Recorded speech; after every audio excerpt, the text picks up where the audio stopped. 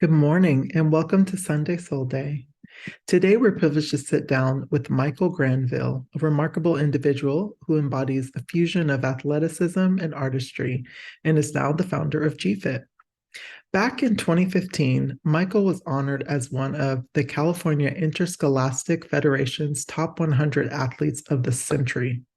His legacy includes setting the national high school 800-meter record at an astounding 1 minute 46.45 seconds, a record that remarkably still stands today, 27 years later. Beyond high school, he secured his place as a two-time NCAA relay champion in 1999, clinched the Pac-12 400-meter championship in 2000, and earned the distinction of being a three-time All-American for the UCLA Track and Field team. His drive didn't stop there. In 2001, Granville continued his Olympic training journey by joining the Nike Farm team based in Stanford.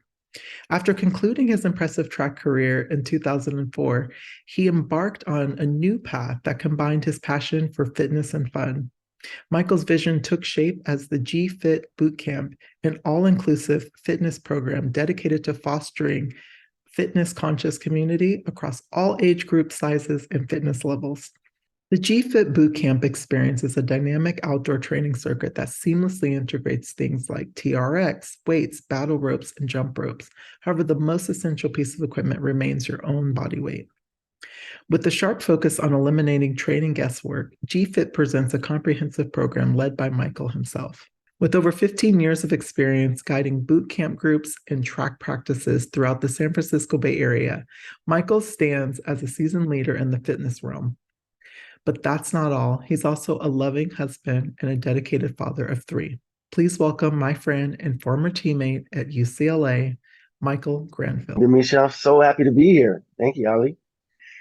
This is so incredible. I already went through your amazing background. I would love for the viewers to learn just a little bit more about how you even got started in track and field. Me into track and field.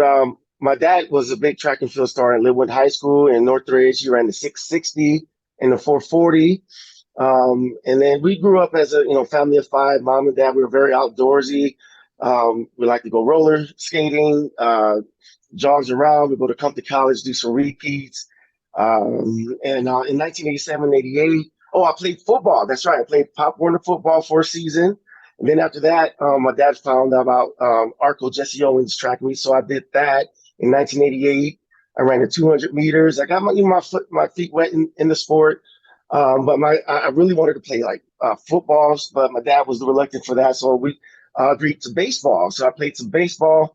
A really good pitcher. I could not hit worth a darn. Could not hit. I would love to get hit and take a first base because once I'm on base, I feel like I can still hold him from there. But that wasn't the case. But one day, my dad was talking to a guy named Haddad, or his daughter Amina.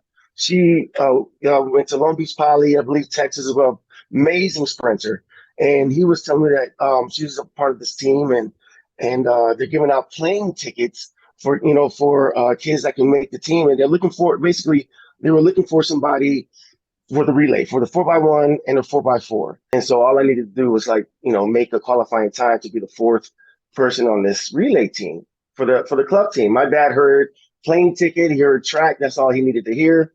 And ever since then, I joined the West Valley Eagles, and that's pretty much how my track career started. Really started. Amazing, amazing. And that is so cool. I didn't realize that you played other sports. Yeah, well, earlier on, I played sports. I really wanted to be a football player. That was my thing. But my dad being, understanding how violent the game was, and he was felt like the track and field would be a lot more safer and a way for getting into college. So he let me play it 1 year. Then I played baseball. Now I was really getting good in baseball. I was pitching over 80 miles an hour. I could really throw that ball, and it was doing. I didn't have to do a split finger. I would just throw it and it'll do through different things.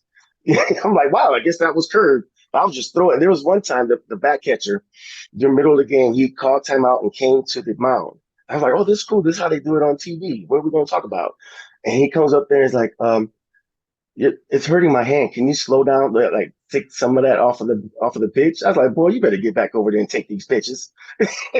But it was really dust was coming off of there. So, but yeah, I played all those sports. My dad was a big proponent of master of all. Let's see, jack of all trade, master of none, and which is there's more to that statement too. I can't remember right now, but it kind of flips it to that. It's like it's good to kind of branch out anyway, but he stuck to that little part, which was very important to kind of keep me focused on track. So so yeah, so I played other sports, but once I got into track, my dad seen the potential I had and did everything he could to kind of keep me focused on track and field and predominantly like the 4 and the 800.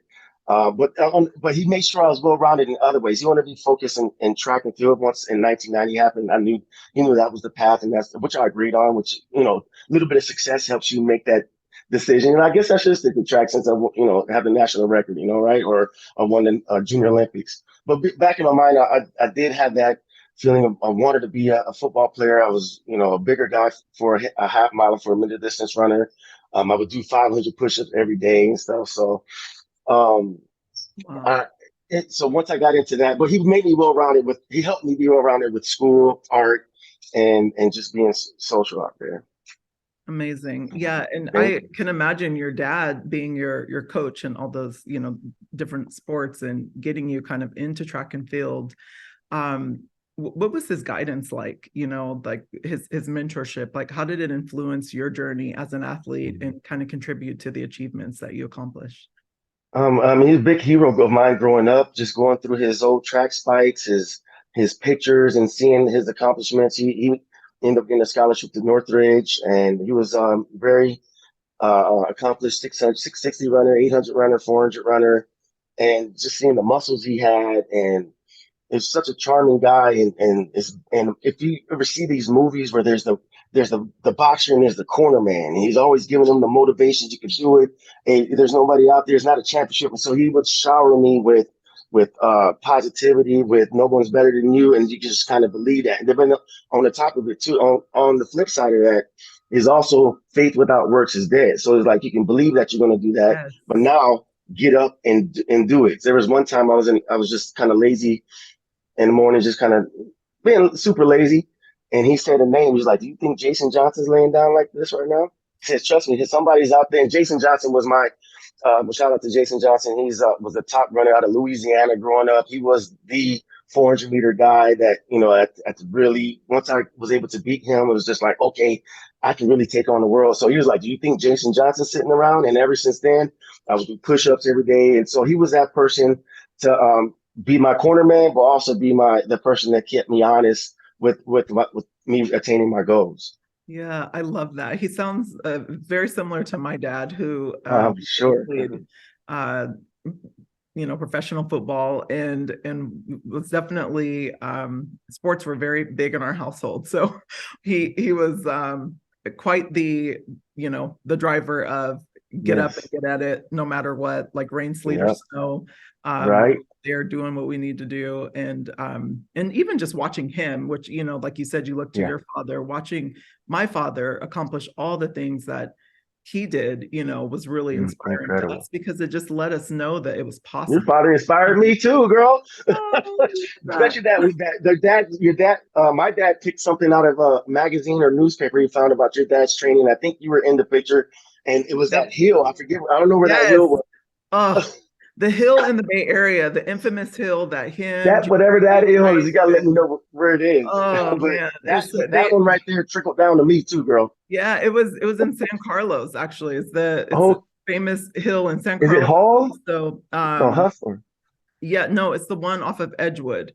It's massive, and they would do there, and then also in Redwood City, there's another one. But there so many infamous hills that they are known. My dad used to find all of them, and he would take us and train on them.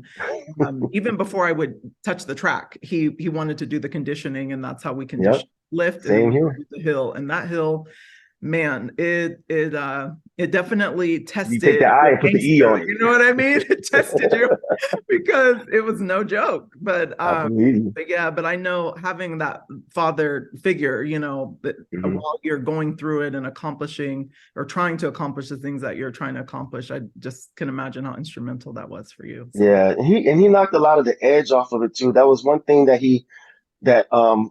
I instilled in me that I took on as being a coach. Whereas he didn't want me to worry about the logistics of track or this meet or that meet. He said, "Let me handle all that. Let me take the pressure off as far as if nowadays it would be equivalent to maybe getting somebody talking smack on Instagram, or maybe somebody saying not as fat, but or somebody's like, the eagle is landed. There's always little different things people will say to kind of get under my skin. He's like, let me take care of that. All I want you to do is focus on track, focus on yourself, and let all the intangible, pretty much being my buffer to the storm, like a bodyguard. Like, here comes Taylor Swift coming through. Let her up there. So I felt he gave me that whole vibe. So it was. I came to the track feeling pretty, exalted. Just from family, right? Just from family. Yeah, that's amazing. My dad was really involved in my athleticism as well. He actually didn't get to play or didn't play sports growing up. He spent a lot of his time helping his dad build our now house in Tahoe. And it was really important to my dad that my sister and I got to do sports. And Oh, he'd be out there throwing the football with us, the baseball, got us into swimming. He's 6'7", so he would okay, have it's a been lot an of daddy. he would have and my grandpa was 6'5". He would have been an incredible athlete, and I Yeah, think he put a lot of that into my sister and me. And both of us ended up playing college water that's polo and swimming our incredible. whole life, doing all It's the other incredible to have sports. that in home, right? To have that kind of resource. Yeah, and he came and traveled to all my games, Oh, whether it was in Hawaii or San Diego, wherever they would come, and my mom and dad would come and cheer us on. that support And it means a was lot, really supported. Yeah. right? You mentioned that you had a friend to be your kind of your accountability buddy. Is so interesting. I'm listening to Atomic Habits by James Clear right now, and he was just talking about the importance of having someone else hold us accountable, Mm-hmm. and Mm-hmm. working as a team, working with a partner, and Yeah, how much that helps people to get up and train and push yourself to be your best self. It sounds like that really worked for you, and it absolutely has worked for me. mm-hmm. I find that incredible. But switching gears, so setting the national high school 800-meter record is an extraordinary accomplishment. Mm-hmm. What was going on through your mind when you achieved that record, and how did it shape your perspective on your own capabilities? So, 1996, May 31st, 1996 was very important day. That's this I get reminded of it every year for the past 27 years, right? Which in a good way. Just to go back a little bit before that record, to put you where my mindset is. My dad was also being that person to motivate, to train, to protect, but he also educated in the sport. It was a student of the sport. And again, I always got to say this because I'm an old man. I can say it. Back in my day, there was no Google, all this and that. But what we had was a library and Xerox machines. And he would really go to the library and newspapers and find articles of everybody in high school that had done something in the 800-meter. David Mack, Richardson, George Kerr. He had all these people's pictures up on the wall. And every time I would get faster than he would take that picture. So it was a goal. So from that point, when I just the day that I broke the national record at 1:46:45, 1 minute 46 seconds, 4.45, and that that day I held every national record from 8th grade to 12th grade. 8th grade, I went 151, 156. Ninth grade, 151. 10th grade, 148, which is, I believe, still the national high school for 10th graders. Ninth grade, 147, and then finished off in 96 at 146. So it was a plan. It was a part of the plan. It was something I've seen. It hadn't been done before. I mean, just to run the board all the way through. To me, it was something that we trained for. But then to actually come up to the day, it was that whole year, the wind was blowing. I was trying to get that record. The ideal that year too was the Olympics was in Atlanta that year. And there's something called an A standard. And so A standard means there's a cutoff to how many people that the U.S. Track and Field will cover. We'll say, okay, you guys can come we'll pay for your room and board, and you have a slot to compete in the Olympic trials. Then there's a B standard, which I had going up into it. A B standard means you got to find your own way there, sponsor yourself. And if certain there's a cap. So if 28 or 34 people show up, we'll take the fastest B standard. So basically A is your plane ticket to there. And I did not have the A standard, which would take me breaking the national record to get the A standard. And so feeling that this was the last two races of the year as far as being to qualify almost. Yeah, because the Olympic trials was 2 weeks after or 2 weeks after. And so leading up into it, there's a lot of pressure in the house, and my dad was feeling it. And a big part of the training we were too was geared towards Olympic trials to compete in the rounds and hopefully make the team. And leading up to the state final, the prelims. So the state has the prelims, and you qualify the next day for the finals. So on Friday, which is rare, usually people break the national record or record on the finals. So the day before, they save up some energy to bring it in the next if they qualify. But not this day. I was honored for academics for being top 10 academic at Bell Gardens High School with my sister, who was salutatorian actually. And so we went there and received our awards early in the morning, the day of. Came back home. I wrote a story about it. My dad being that guy's focus, he didn't feel like I was focused enough. And he's just like going crazy in the house. This guy wanted me to do it. This is what we're training for, blah, blah, blah, blah, blah. Are you really focused? And my younger brother comes up to me. He's like, whatever you do, can you please break that record just so we can keep it calm around the house, bro? You got the ticket to keep things cool here, brother. I was like, I got you. They call me Tutu at the time. So I'm like, I got you, Martin. So that whole time I was really just like, all right, let's get this record. I'm gonna shut him up. I'm gonna go ahead and get this thing. And I was just so feverishly focused that day. And one thing my dad told me just before the race, he goes, look at the flags, Mike. None of them are moving. So for the first day that year, there was no wind. And he's like, today's the day to do it. So with everything, with the emotions, like I told you, the track record of each year, me breaking the record and taking person down with the A standard, all of that pretty much came to a head just before that gun started. And I felt so powerful. I felt like so much. I don't know if you felt this before, but you can feel the energy in yourself and you feel powerful. I can jump high, I can run fast. But it wasn't just that. It was the feeling that I had radiating off of me. I felt that. And to the point where I looked at the recording, and thankfully, Mr. Roybal recorded the whole thing, not just the race, but leading up before the race. And I remember this part. I didn't want anybody to touch me because I didn't want them to take a piece of that energy. So it was just before people tried to handshake and say good luck, or I seen them coming. So I made sure I did something else, either sprint this way or tied my shoe, because I'm like, man, I got something right here. I don't want nobody to touch, because sure enough. And so when I got out, the scary part about that race is the third 200. And in any race, the third quarter of the race, any competition, the third quarter is after you really got to push. You got to come back and push it. And I was reluctant to do that. This day, I did it. And with the last 200 meters to go, I thought I was going to be dead. I thought I couldn't do anything. Lo and behold, I felt fine. Go ahead. Yeah, I felt fine. And I came across the finish line. It said 1:46:45. I knew I broke the record. And at that point, I was just like, okay, I want a day off. And my dad was like, no, you got to come back the next day. But so it was something that was exciting, something I worked for.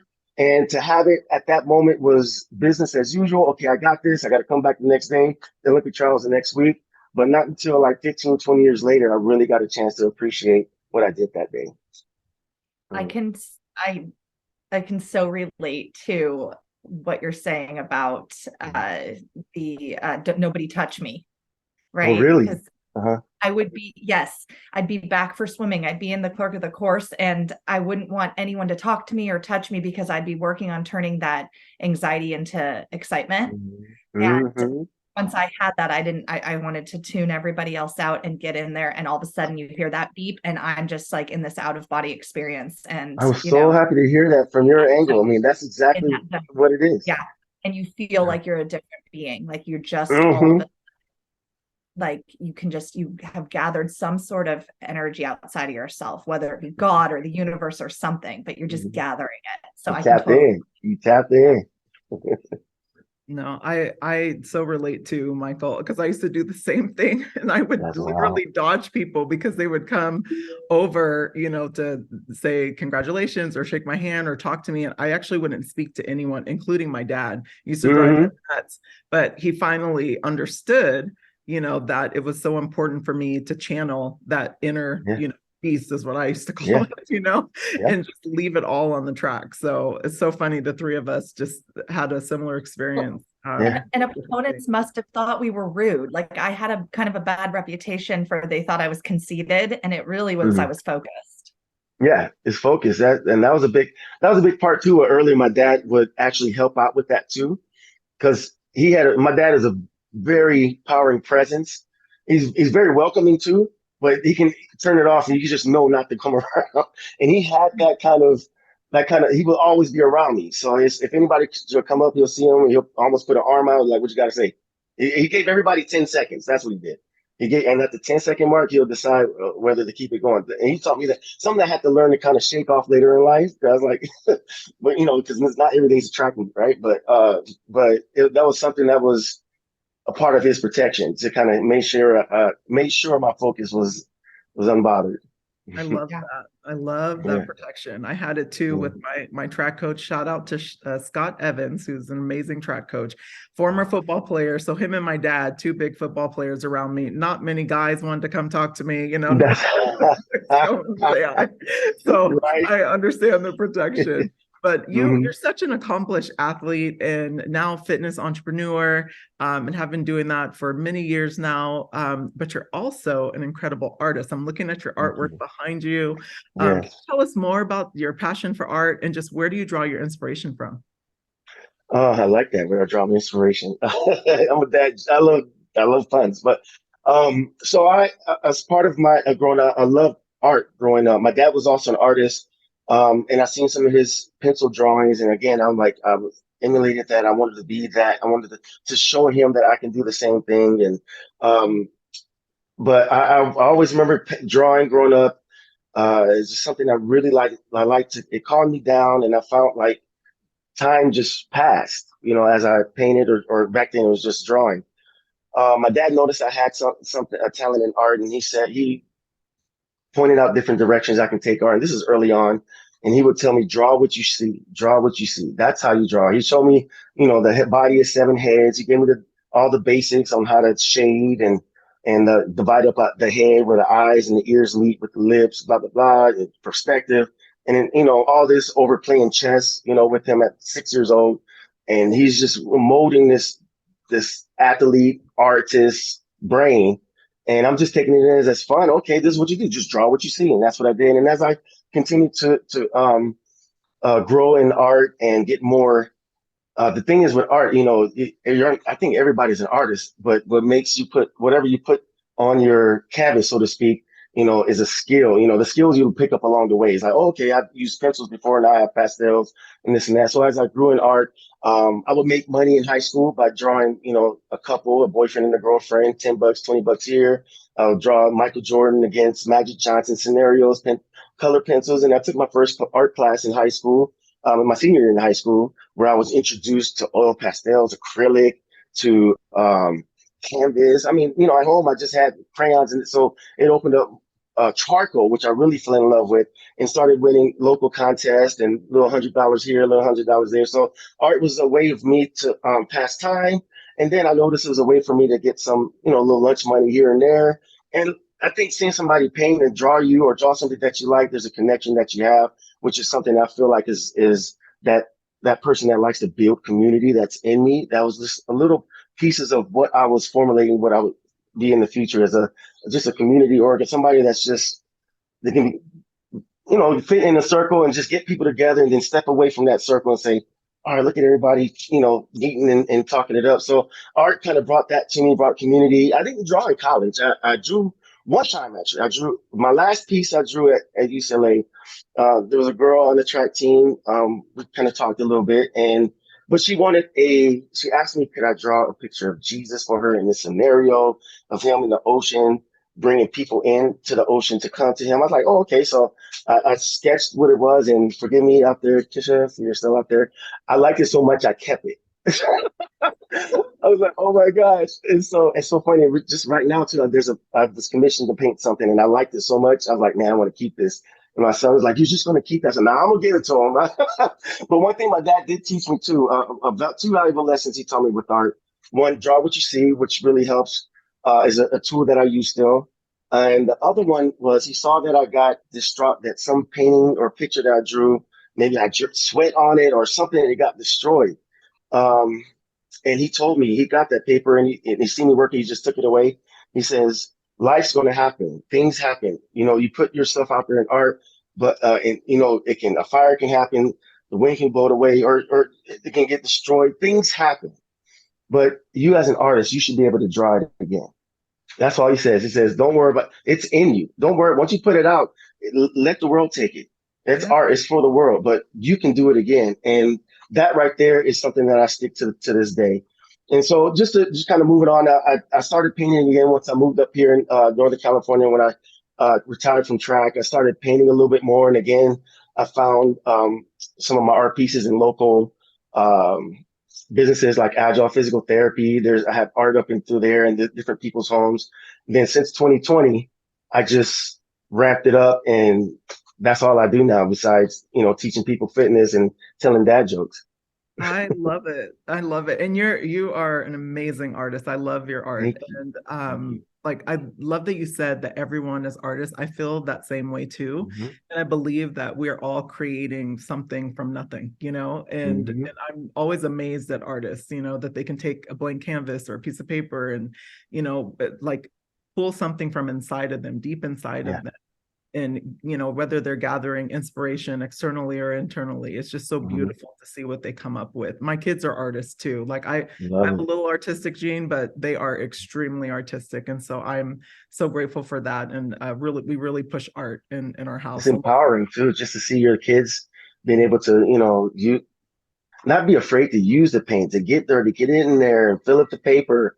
It's so, I have a 3-year-old turning 4, and it's just warms my, you know, my art's cool, whatever, but to see hers, girl, it's all up on the wall. No, everywhere. I know she's going to take it farther than me. You know, it's like she's my astronaut artist, so she's going to paint a portrait on the moon. I know it. Oh my gosh, I love that. I love that. I'm cracking up still. Sorry, Keisha. Oh yes. Kisha. It's Kisha. We're so sorry, Kisha, that Michael didn't give you the painting. And she is an incredible human being, by the way. We love Kisha. I have not talked to her in years, but she is. But you have the same idea when you say Kisha. You like, you know, get a warm heart. You know, it's good people. Yes, good people for sure. So sorry. No, but I'm cracking up, but good for you, Michael, for keeping that art. Like, what incredible self-care. I was like, what? I did this? It's dope. I have to find it. I know it's somewhere, but I know I made copies of it too. Yeah. No, and I can relate to both of you with the art. I come from a family of artists. My husband's an artist. My daughter, who's 4, I can't even believe some of the stuff that she can draw. But my next question for you, I can totally relate to this. So I'm so excited to hear your response. And I know so many people can as well. Can you share your experience of transitioning out of athletics, and what adversity and challenges did you encounter during this phase of your life, and how did you overcome them? Oh, right. So I kind of had 2 phases of getting out of track, of going from track to, let's say, not, you know, athlete that's not practicing, I wasn't competing, wasn't even thinking about it. And so after UCLA, there was a gap where I just kind of worked. I thought track was over. The 2000 Olympics passed, and I was wondering, my eligibility was up. I was wondering, what am I going to do? Am I going to continue track? And I kind of drifted away from it. I got a regular job working with other adults. It was the first time I was not in a job with other people my age, working a camp or something. It was like straight up adults in this place, smoking a cigarette before work, all kind of things going on. Managers saying, it was serious. I felt like I was in a New York 70s factory, just like, well, I was actually pretty much doing selling cell phones to people that of businesses back in early 2000. I get a call from Frank Gagliano, Coach Gags. Michael, the sport needs you. Come on up here. Come up here to Palo Alto. We got a space for you. And that's all he needed to say. I was like, okay, let me try it again. And mostly part of it too, had some breakups, some family issues. There was a lot of things that just felt pressure doing that first. I was still not knowing where I want to go. And that was just a beacon of light to hear that call from coach to move up here and where that oval continues to be that beacon of light to wherever I feel like wherever I need to go to get myself to a better place or to be noticed or just to be happy with myself. That track is always doing something. Like, track hooks me up. So I moved up here, ran for Nike for about 2001 to about 2003 or four. It wasn't the same. I didn't have the same kind of that accountability, as far as, I can do the track workouts that was planned, but now as a semi-pro athlete, you don't have that person saying, okay, hit the weight room. Okay, now it's time to stretch. Okay, here's your massage. I just did track. And part of it too is me still trying to figure out where I fit in this track world. I had ran super amazing, high school. And then throughout college, I kind of got a little bit slower, but became more of a team. It was like I became more of a team guy and understanding the beauty of the sport. But at that point, my talent was, or my speed wasn't showing what my talent proved to be. So I gave it a shot up here, but back in my mind, I was like, okay, what really am I going to do? This is the first time the whole reason of me moving up here was me being able to take hold of my life and make my decisions. Okay, let's see where your decisions take you this time, Michael. I'm good listening. I'm good. I read the Bible. I listened to mama and daddy. I listened to coach. I got the grades. I did this and that. All right, now let's see what I got. I'm taking everything. Now let's see how I can translate that with my mind and this body and this skin where I am now. And that was the start of me moving up here. And then noticing that, I wasn't as committed to track as I wanted to be. And it was a slow decline. But I held on to that, that kind of loyalty to the sport that got me there. But my body wasn't holding up for it anymore. I started having ankle issues to the point where I was going to have surgery on a post-tip 10. It was just like the wear and tear of just hitting that turn. And just kind of seeing the writing on the wall was very depressing. It was very heavy. I didn't know what my identity was. I almost didn't even want to tell people I ran track because of seeing the trajectory that I went through. And then all, the layman person is like, so did you go to the Olympics?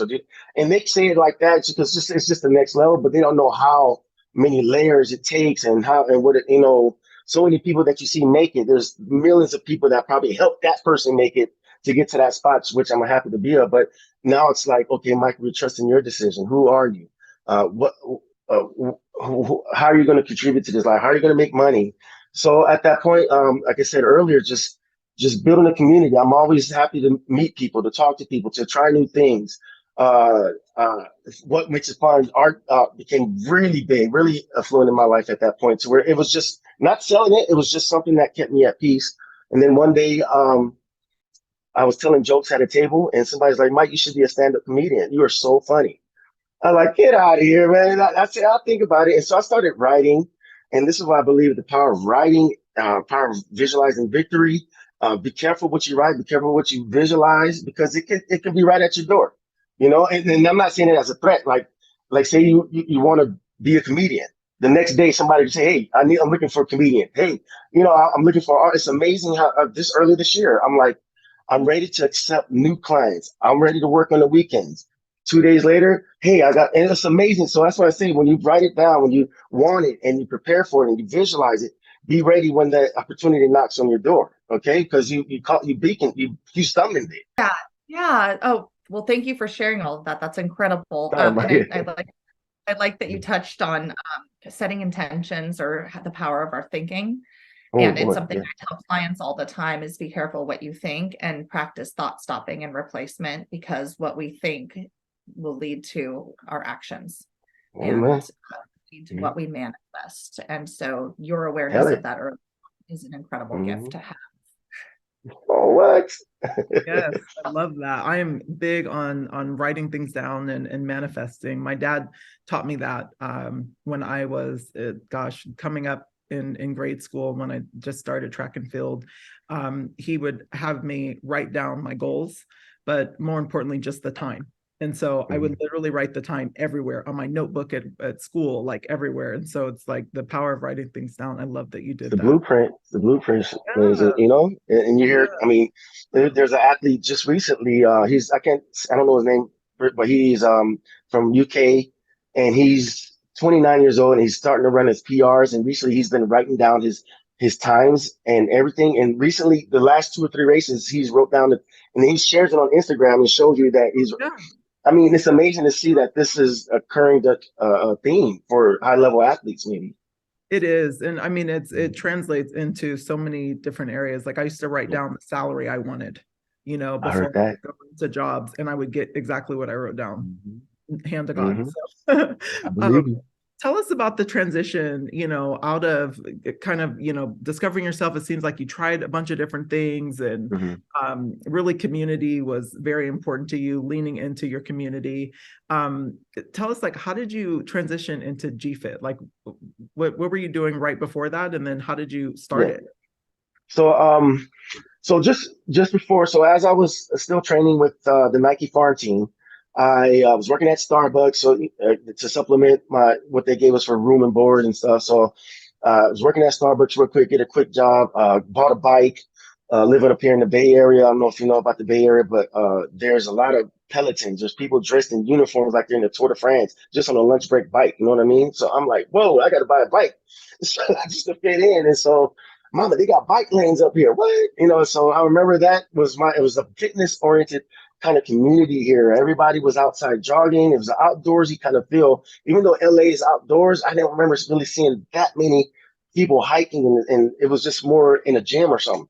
So couple, maybe a year or so into being up here, maybe less. One of the one of the boot campers, one of the athletes is like, "Hey, Mike, this physical therapy is looking for one of our, since we're athletes, just say bring somebody in and help out with ice bags or giving the exercises to the clients and the whole physical therapy clinic." So I was like, man, I'll try that out again. Being available, and that's how I got here. Just saying, yes, I'm ready. Let's go.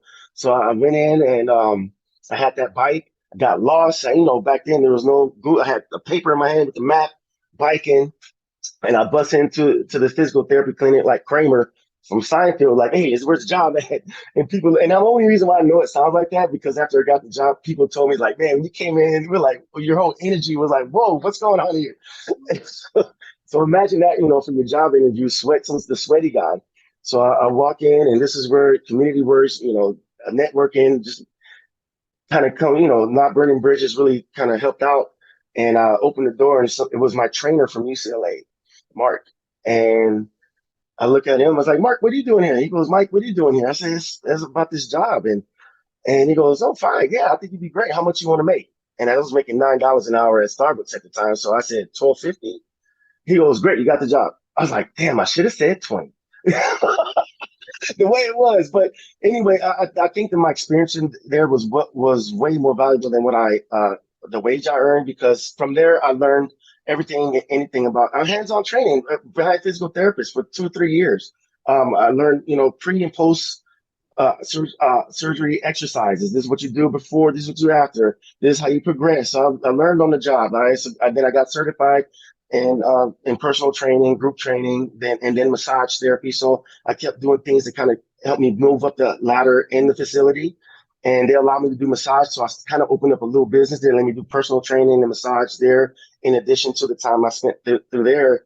And so it's just learning and just continue to learn and being available. And I was like, okay, I like it. So the way I got into GFIT, this was the day. I was doing massage therapy at a hair salon. And and next door was a chiropractor's office, and massage therapist there had to call in sick. So they came and said, "Do you mind picking up a client right quick?"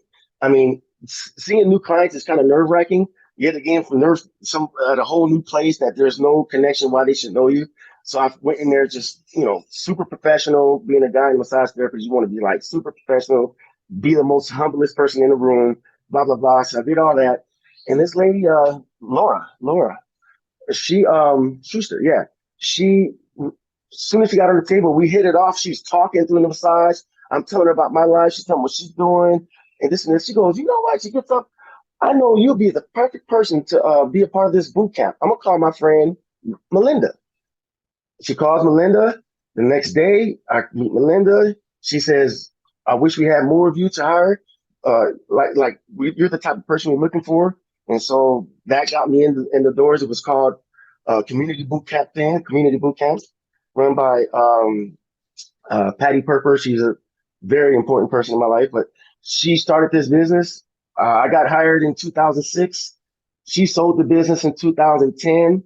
That business 5 years later just grew and grew and grew. And then this little boot camp that was for the community. Oh, just to let you know, the business grew to housing gyms and big corporate sites. They're a corporate site. So like Google, she expanded to Google, Yahoo, Facebook, you name it. And so their business model was now implementing personnel and fitness in each of these gyms now. And then they were like, oh, we're not trying to do this community outdoor fitness thing. It doesn't fit in our business model. So they gave me 6 weeks notice to get on board. Mind you, I'm married with 2 kids at this time. I was full time. I had medical, all this stuff just posting just right.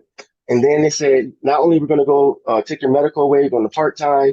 Things is changing. Maybe you can piecemeal together, all these pieces. And I'm like, oh my God, okay. But they gave me 6 weeks. And so when I let the group that I've been training, I train 6 a.m., 7 a.m., 8:30, and 6 p.m. I've had this schedule since like 2008. And so I've told all these people, about 80 or so people, I was like, yeah, they're closing it down. I don't know what they're going to do. And each of them came and said, we didn't come here because of that business of them doing this. All these years, we've been coming here because of you. Like, no matter what, rain or shine, you've always showed up not knowing if we're going to be here, but you're here. And you always come with the same energy, that this and that, and this and this and that. We're not here because of them. We're here because of you. And we're all going to collectively put our powers together to make you start this business. You name it. And so I had accountants, CP, people help with the taxes, logo, website design. You name it, everything that you can think of to help start a business. And the words that I heard, we're going to build this plane while we fly. It's easier to ask for forgiveness than it is permission. I'm like, Yes. let's go. Yes, I love that. So, and that so is my motto for everything. right? I love that. That So is that, incredible, thank Michael. you. And it's it says so much about you because, that is exactly who you are. Like you're Thank just the you. type of person that people want to give to. So it's just amazing that the community jumped in and helped you build this. And when I told you it was a tear when I heard that, I was like, porcelain face. But no, so it was from there. Started GFIT in November 2015, and here we are in July 2023. I still have a lot of those clients that helped me start it, and plus, thankfully, a lot of newer clients. And what being a part of owning a company now, just giving my children something to see that this is a path that you can take. You can start a business. You have an idea, you can put it to fruition. You can make it work. You don't have to go through anybody. You are the boss. You can make it. So I'm showing, for me to be able to show them that and show them the work ethic of what it takes. I'm very happy about that. Michael, you put emphasis on the importance of taking the guesswork out of training. Could you elaborate on how GFIT achieves this and provides a comprehensive fitness program for its participants? Yeah, so I take my track and field background, my hands-on physical therapy background, my idea of the body, how the body moves through the lessons I learned through massage therapy and feeling the muscles and understanding how it flows. I mean, you can read about it, but when you feel it and understand, and then as athletes, you know what it felt like to fit. So I can know what it feels like. I know what it feels like doing it. Feels like how to touch, and just continue learning and educate myself in fitness. What I do is bring that to the table. You see these apps, you got these apps, and they take you through the program, but I like to bring a personal training approach to a group fitness setting. to where I'm very aware of what's going on. Everybody, using my daddy's eyes, I'm checking on you. So you're getting that care to make sure form is fine, but it's in a group setting. Now, when I take the guesswork out of training, this is how I do it. All right. Everybody write it down. Here it goes. So Monday we do track work, so it'll be, so what I know it's the guy, here's the chassis. And then in the chassis, I specialize in each thing. Okay. So track work on Monday, Tuesdays, weights and abs, Wednesdays, agility, body work, hit kind of training. Thursdays, again, weights, strength training, hypertrophy. And then Friday, you get your steps, bring your dogs, get a long walk. And along the way, we'll stop and do push-ups at the stop sign. Oh, every time we see a bird, we'll do a burpee. Just kind of, and just go out in an environment. So that's taking a little bit of the guesswork. You know what you're doing each day. So like, okay, this week, I'm going on a hike on the weekend. Let me catch Michael's weight day classes. Oh, I'm going on a hike in Italy in the summer. Let me do more Mike's Mondays and Wednesdays class more so I can build up. So that's what's taking the guesswork. And then also just coming in each day. So, 20 classes, 24 classes a month. Each one's different. Each one. And that's what I like. And that's pretty much for my sanity, and that's one thing that kind of got me out of comedy earlier in the conversation. That was one thing I said that I knew it's reached its pinnacle because I got to that redundancy of it, which kind of, it irks me. And I'm revisiting a day. There's beauty in that. But for now, for this, if I have to do Monday again, oh, here we go, we're going to do this workout. No, it's going to be different. And it helps me. And I feel like it really helps them out too. So they know they're getting something new. I overheard a client say recently, he's a newer client. And he goes, at first, I didn't know what to think about having a different workout each time. He goes, but now I'm seeing the benefit of it. Like it keeps me on my toes and you don't plateau, but if you come to the next month, sure enough, you're going to see a certain pattern, again, but that's what I mean by taking the guesswork out. Each day is different, but this under an umbrella of those Mondays through Fridays. Yeah, I Mhm. love that. One of my favorite sayings is variety is the spice of life. So it seems like Mhm. you've got that approach. With 15 years of experience leading boot camp groups and track practices, you must have encountered various individuals with different fitness journeys. What have been some of the most inspiring transformations or success stories you've witnessed? I can start here with some of the stories I hear. The thank yous I hear when people come back from they're skiing. That's one I hear. Michael, I was able to do a lot more skiing. I noticed I didn't get tired like I did on the first day. I'm not as sore the day after. Michael, thank you. I was able to do this.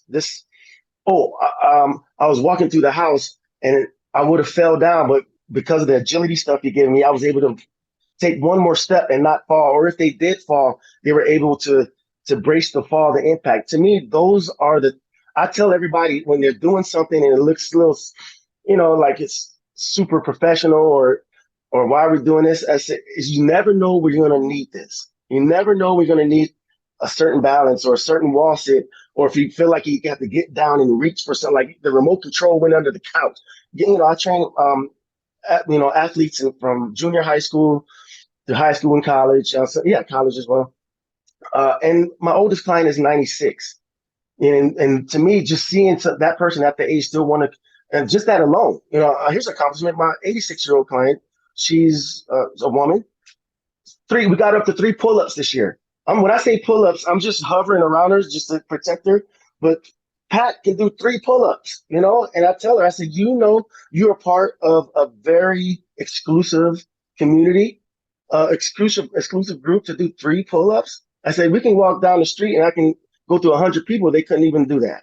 And so, that's me to kind of, I'm proud of that. Another athlete, she's just in her 60s and she's running 7-8 minute miles and whooping people's butts in these 5Ks. So she texts me and shows me an image of her time and her pace. She says, thanks to you, your motivation to let me know that I can do this. So those are in and around those big accomplishments, or even just the small ones. Michael, hey, the skiing was fun this time. Hey, I didn't fall. Those are all the things that I've seen. But I've seen some athletes go from, making it to the state championship. I had athletes, get to the college that they want in tennis. And I get those callbacks and say, thank you. You were a big pivotal part of my success, which is what I tell them is like, I just held the clock and pointed, but you did the work, you know, and I'm happy to be a part of seeing you progress that way. So yeah, out of all of it, I'm very pleased just to hear those little daily updates. And look, I'm wearing this shirt here. Here's an accomplishment.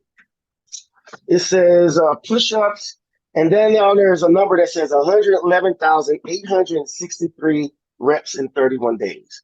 So every year I try to find ways to keep the spirit alive, keep the spark alive. You know, the emails, this and that. Sometimes they can get redundant. So I try to find ways for us to work together as a community. Some people don't even come to my class. I have about 500 people in my email network, but about 120 frequent my class. You know, give or take a couple months off, right? Wow. I mean, Yeah. I'm just witnessing how inspiring you are. And Well, no wonder you have, so many followers. And Mm, it must be such a gift. I know it is for me to witness the people I've mm, helped and to watch them grow and to become who they're supposed to yeah, be. It must yeah. be just incredible for you. Hey, it's during those times you just want to feel like, okay, what am I doing in this life? You know, where you can look back at those times to give yourself a little boost, and sometimes those texts come at the right time. You're like, okay, things are good, you know. So no, I'm really happy to be to witness what I've been seeing over the last over 15 years. Yeah. Amazing. Well, and I love that two things that you celebrate not only the big wins, but also the small wins with your Hmm. clients, because it's in those small moments that keeps you going, And so I love Hmm. that you do that. And then I almost fell out of my chair when you called them athletes. Like, I love that you still call them athletes, because Yeah. I think that people forget that. And they think like after they hit a certain age, that they're no longer an athlete, and that is still in you, And so I love that you still call them athletes. Like, it's Thanks so for catching that. beautiful. Thanks Yeah. for catching that. Well, Yeah. with your athletic background, your now, entrepreneur background, what mindset practices, like I'm thinking of like new entrepreneurs, like kind of getting started in this game. Okay. Like what mindset practices or techniques have helped you overcome setbacks and challenges? Because I'm sure that you experienced some, in the beginning, Oh, like, yeah. and even though the Yeah. community kind of rallied behind you, I still have to do the work and wake up and yeah, taxes and all that overcome stuff. that. So right. So I think what helped at that time, and I think especially if you're at the beginning of anything that you're starting a business on, startup or business, it's really good to get everything pretty much right at that time, because that's something that's almost going to be automated in years to come. So if something's kind of, if you're not getting out started with a good base, like anything, right? You want a good base, good conditioning, and then when it's time to specialize and streamline, hopefully that base will kick in and automate itself as it needs. So what I did, and what I still do to this day, post-its are really important, and checklists just to make sure I can finish. I finished the things that I needed to accomplish, because throughout the day you forget. Oh, I forgot I was supposed to renew somebody's membership, or this person, because hopefully you're successful and you can get pulled from different ways. Knowing so writing stuff down, checking lists. And here's a very important part I realized about the checklist. There's certain things that you just won't get to. It's okay to just put that onto the next list. And if it doesn't go through again, just put it onto the next list. And then when it's done, I love seeing myself cross something off. Another thing too is to accept help when it's offered. Being don't feel like it's yes, it's your baby, but you feel like if you give somebody else a little bit of duty or something, that it's going to spread out to dilute your brand. No, we can't do this alone. I forgot when a lot of bodies work with one mind, that's when things gets accomplished, right? And so I've learned to kind of relinquish certain things and accept help. That's also another one. Don't be afraid. Don't be afraid to try something. I mean, I'm very fearful. I think I would call it fearful, because working with the company for a while, and you have to put in a petition. Can I get some resistance bands? And then you have to go to this person and that person and this person. But but now I'm just like, I have to think, like, go for it. Like, be creative, be an artist in your entrepreneurial, like, let the your the taxes be your paintbrush, or the paperwork be your paintbrush, or let the emails be your eels. Just go out there and create. Another thing I've done is do stuff for yourself. Read books on tape or books on audible, paint. We'll go for hawks. walks, do something to try to get yourself away from it. Meditate. I'm reading a book by Stick, this guy from Dead Presidents, a rapper from Dead Presidents. He is an incredible listen. It's called The Five Principles. And I feel like that's also something good too, like trust your gut, work on nutrition, meditate, do something for your fitness. And those are, there's another one there too, probably nutrition, fitness, meditation. And always learning something. I love his idea of being skillfully a black belt, but being curious as a white belt. And so in karate, I think white belts are the beginning and black belts are the end. So get the skill of a black belt, but the curiosity of a white belt is, I feel like, would be very valuable for any person starting any gig out there. I love that. I'm so stealing the white belt, black belt thing. Right? It's so good. It's so good. So Yeah, it's really great pieces of advice too that you gave for new entrepreneurs as well, because we do have, viewers watching the show that are just getting started. Like, we've been talking to a lot of coaches and they're starting their entrepreneur journey. So to see that you are really, what I'm gathering is just like, you're really a student. You're so studious in all areas of your life. So I read that resonates so much with me, because I'd say I'm a lifelong student. I'm always learning. I can learn from everyone. I always say not everybody can give you advice, but I can definitely learn from everybody. Yeah. You're like, I learned not to talk to you anymore. Yeah, well, because not everyone is 10 qualified, seconds right? for you over there. But you can still learn from everyone. Right. Yeah. Oh yeah. Absolutely. I like the white belt, black belt analogy as well, and I'm going to use that one. That's strong. Yeah, stick. I got that from his book. I was like, okay, and that's what it is. Share knowledge. I mean, that things are valuable, right? But I think knowledge is so valuable, because sometimes people will try to withhold it, right? That's how you know it's something, where they try to just keep it for a certain few. And one thing and that was, between us, my dad didn't want the workouts that he was giving me to be out, because he felt like that was, and to me, looking fast forward 30 years, just amazing, just what the powers of YouTube, how everybody is sharing their knowledge of how to train. And we see it in times. We see it in how kids are running a lot faster. Thankfully, my records are still there shaking, on the thread, but there's a lot of information out there making, helping kids run a lot faster. And I think if we can have the idea of sharing knowledge and just giving, and that's way more valuable than giving the $5, which is nice. There's some $5 here and there to help support a business. But I think if we can all have that pool of, here, this is how it's done. This is what I did. Oh, we got to watch out. This is what happens in taxes, or this is a good person. Share that. I think is really important.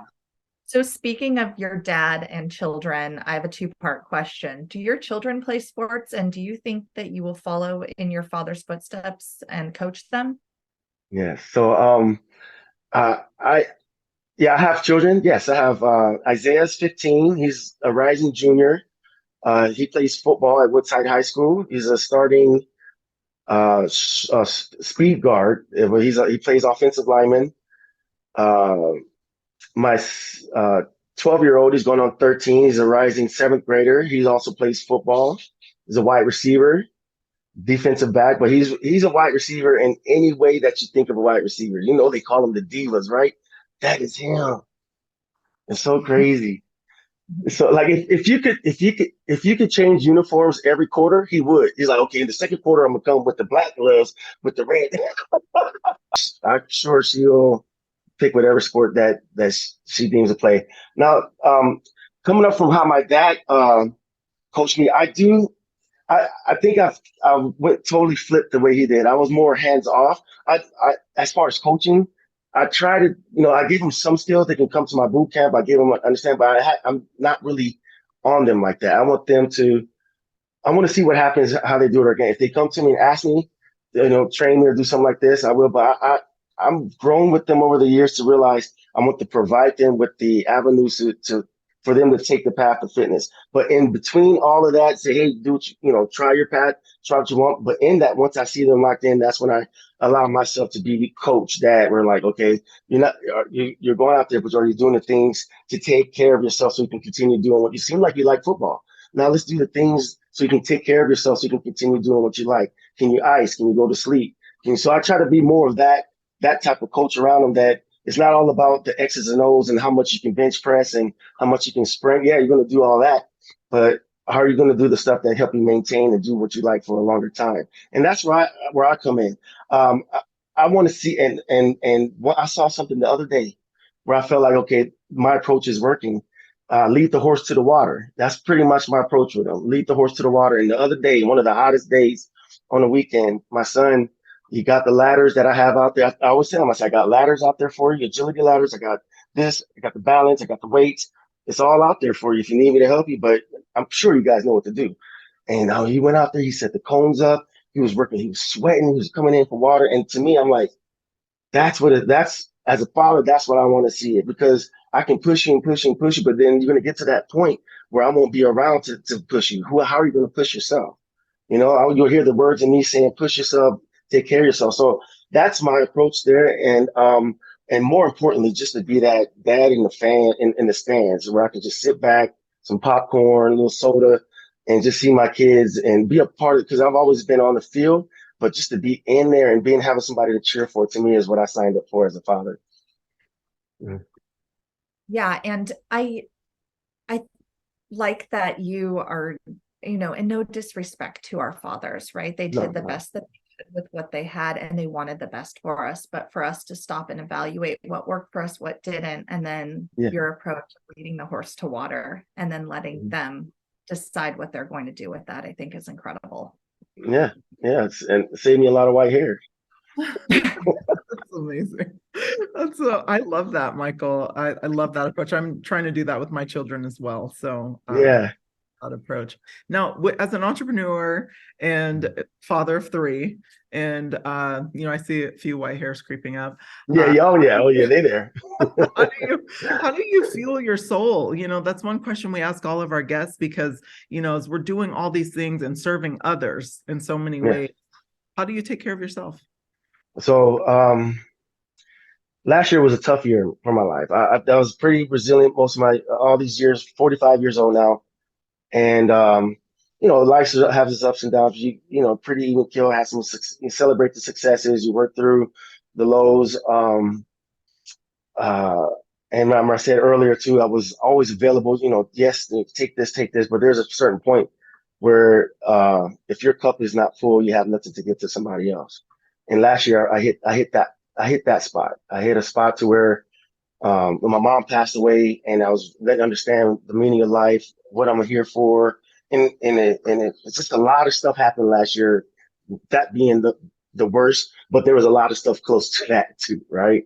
And I found myself towards the end of the year had nothing left. I went through a few anxiety attacks last year. It was a year I've never felt any of that kind of stuff all at once, and it all came onto me to the point to where I really needed to seek help. I had to relearn to love myself. I had to understand. I'd seen the accomplishments as more of who is that guy? How could I ever be that person again? I couldn't eat. I was really in a lost place, but I got some help. I was talking it out. I was able to, change my diet. Talk to a therapist who realized I couldn't sleep.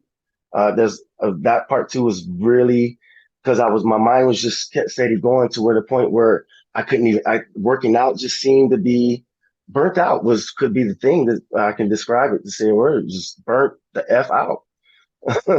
And to go from that and to see that and just seeing the help that I had at that time, and just couldn't imagine me even being able to have this conversation right now where I was, at the turn of the year, is a blessing and a half, and something I would like to continue to share. Is like, if you're ever in that moment, it's good to reach out. It's good to even say, I'm burnt out. This is what's happening. But it's very important too don't be afraid to how that help might come to you, and it might come in where everybody holds you down and you can't leave for a week. and you need to get that stuff together, and then coming out of that and then using the tools that they gave me with their daily affirmations, things like taking the needle off of the record, if we all can say that. You know what I'm saying? Taking the needle off of the record, and even if it's just for a second, and putting it back on, how to do those little moments. And it could be, obviously breathing methods and stuff. So throughout from, the turn of the year till now, I still continue to doing those daily affirmations. I notice when I'm getting either anxiety, even what I say now is I even say it. I'm like, this is causing anxiety. I think I'm gonna have to back away from this. This probably, and just giving myself that space to say it's okay to take care of myself first. So even if I said I was going to do something, but it's really not going to benefit both of us if I even try. So I'll take the L right now. You can feel bad about me now, but in a week from now, it's going to be cool. And I would feel better with this decision. So I think with this now being a 45-year-old man and allowing myself to accept my accomplishments, accepting those small victories, but then at the same time saying, okay, treat this body right, put yourself first so that when your cup runneth over, then you can share that with others, So Yeah. that's kind of where I am with that. Yeah. Thank you so much for sharing. And I'm so sorry for the loss of your mother. Thank you. Yeah. Yeah. Imagine what that feels like. And it's so beautiful that you give yourself permission to take care of yourself. And you're going to help a lot of men who struggle with that. And I know it's something that I had to learn, and Allie, I'm sure will share, she had to learn as well to do better at that. And I love that you're journaling and the affirmations, which is things that I've incorporated in my life. A lot of our, viewers are doing as well. And our guests, former guests that we had on, like, it is so great that you're, taking the time to pour into yourself so you can give to others, because in the role that you play roles, I should say, as father and, husband and, community, the community that you support, like, it's just, you need that time, for yourself. So I love that you gave yourself permission. Yes. And that you're okay with saying that you're not okay, because it's okay to say that, and I think we as athletes especially struggle with that, something I had to struggle with. Like, I couldn't even muster the words to say, like, I'm struggling. But it wasn't until I went to my doctor when I was coming out of a very, very bad relationship, and I thought I was dying. So I literally said that to her, and I was like, I think I'm dying. Like, I'm struggling so much right now. And it was stress. And I didn't realize that stress could do that when you're in a stressful relationship, what that can do to you. So I just commend you. I just want to say that as your friend. I'm glad I can share this too, because it's really important. Like I said, just share the good and share ways that, we can all get through those tough times. Yeah. I think it's so easy to share the success stories or our highlight reel, and it's so incredibly important to share the pain we experience, the breakdowns too, especially if we are, well known or people look up to us, to share that, hey, I break down, I have hard times, I need help. Because I think others look at us, at least in my situation, people looked at me as kind of being confident and having it all together and taking care of other people. And then I had a breakdown about 1.5 years ago, and I looked around and didn't feel like anyone was there to support me, and didn't realize I had never been one to ask for help. And so no one knew what to do with me. And I had a similar wow, as both of you described, like, couldn't eat, couldn't sleep. The sleep was the worst. If you have had insomnia, I'm here for you. I completely relate to it. It is one of the worst things ever. It feels like you have absolutely no control over your mind, your body, or your spirit. And it. Yeah. And so, again, for sharing that, I think it gives other people, and like Demisha said, especially men, the courage to talk about our mental health, health struggles, and how important it is to work on each area of ourselves. It's pretty much why we started this podcast, was for us to pour into each area of ourselves, because both Demisha and I have seen what it can look like when we aren't pouring into ourselves. And can you, on that note, can you share some of your routines and or rituals that you do for feeling your soul? Yes. So first and foremost is the sleep. I already asked that question. Oh, sorry. Yeah. Yeah, he already answered. I'm sorry. I don't know what's going on with me today. I apologize. No, you're good. You're good. Ready? Okay, here we go.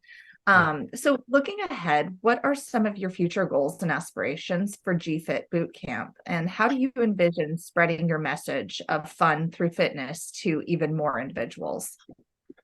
Okay, I like that question. My goal for I just said this. I did a commencement speech for my high school this past year, last month, and this was one of the things. I was like, I wanted them to have attainable. What a part of the speech was to having reaching for goals, but having small victories and attainable goals. You know, you have the big goals and something that I feel like I can contain. And this is what I said. I want to grow my business by 10%, which actually has happened since the speech. It's amazing. I put it out there. And so I'm really happy about that. It's actually going a little bit more. So I would like to go another 10%. My goal for GFIT as well is to um, continue to build a online kind of community. I still do since the pandemic, I started doing streaming one of the classes on Zoom.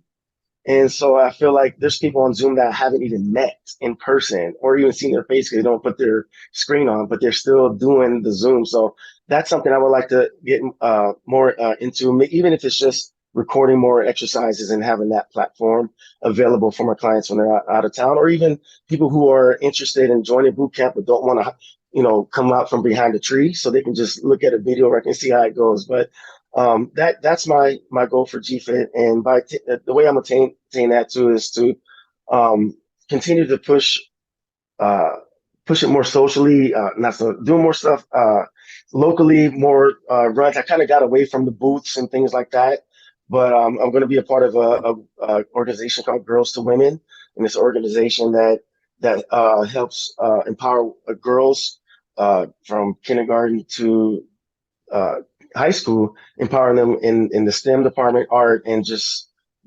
well-being. So I'm partnering with them, and we're having a run next year. So I'll have a booth to kind of highlight my GFIT as well.